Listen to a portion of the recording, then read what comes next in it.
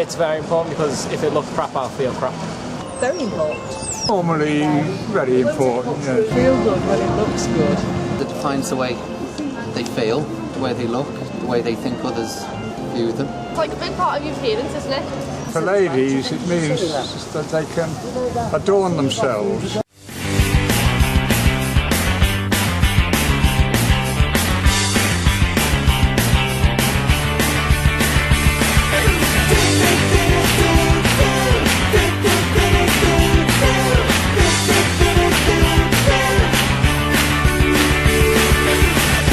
We spend hours making sure our hair is right, as it is vital to our appearance and how we feel as individuals. But just how much are we willing to pay to make ourselves feel good? The average amount people spend on their hair, roughly, I would say about £6 to £8, and then they spend more on the products. Between £10 and £60. They spend between £11 and £40. Been a hairdresser for 14 years nearly. Always wanted to be one since I was about 10 years of age. Used to do hair ups and stuff like that for people, so just always wanted to do it. I've been hairdressing for 49 years. All my work in life, well, I didn't really decide to become a barber. I was working in a barber shop and he offered me the job. I decided to become a hairdresser because when I was a little girl, the lady that lived next door to us did hairdressing from her house. And from school, I used to go in and help her brush up. The crazy, that was funny. It was when we had to shave his head bald, and he wanted long sides so that he looked like his boss because he complained about his haircut. Cutting somebody's hair from this length to right to the scalp, short into the neck and everything. Possibly the craziest hairstyle, which I'm still doing now, and I think it's crazy because it's on a 62-year-old, is the streaks and purple put through it. You get to speak to people every day. I just love it because you've always got something different, you're always meeting people.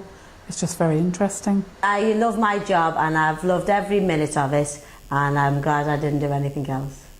And I love the people I work with. Got to say that. Every generation has its particular styles, and it's an important aspect of growing up in terms of establishing our personality and identity.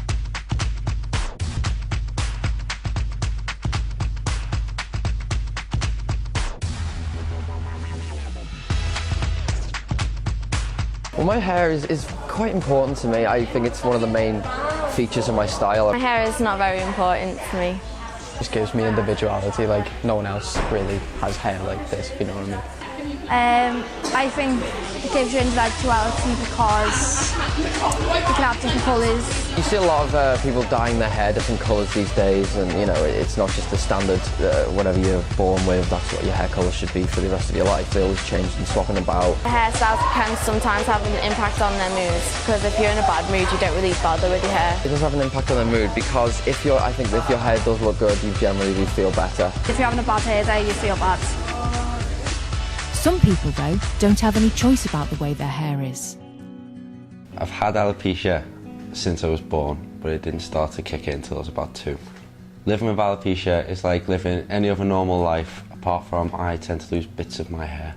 I've been bullied because of alopecia. Probably about year 6 onwards, until I did something about it. People just thought it was funny just to have a laugh. I don't feel my hair is important to me. My condition does not make me feel different to anyone else, apart from I lose bits of hair. My condition has stopped me from growing an afro if I wanted to, but that's about it. In some cases, people's hair singles them out for ridicule by others. But why is this? I've always had natural ginger hair and I'd never, ever considered dyeing it. I'd get ginger roots, and that's probably worse than having ginger hair. I chose to dye my hair ginger because I think it suits me better than the natural one. I haven't been teased or bullied. Yeah, I've been teased a couple of times, but it's nothing really, just, you know, typical stuff. No, I don't think I've been treated differently at all, because most people who meet me now think I'm naturally ginger. I don't think bullying people because of their hair colour is any different to bullying people because of, you know, the way they actually look or the skin colour or whatever they believe in. It's not very nice because you can't really help your hair colour. You're born with it. The word ginger is just a word and it shouldn't really hurt anyone, to be honest. I don't really have any views on the word ginger. Like, obviously, I've been called it, joking about. I haven't really got any views on it because it's just a word.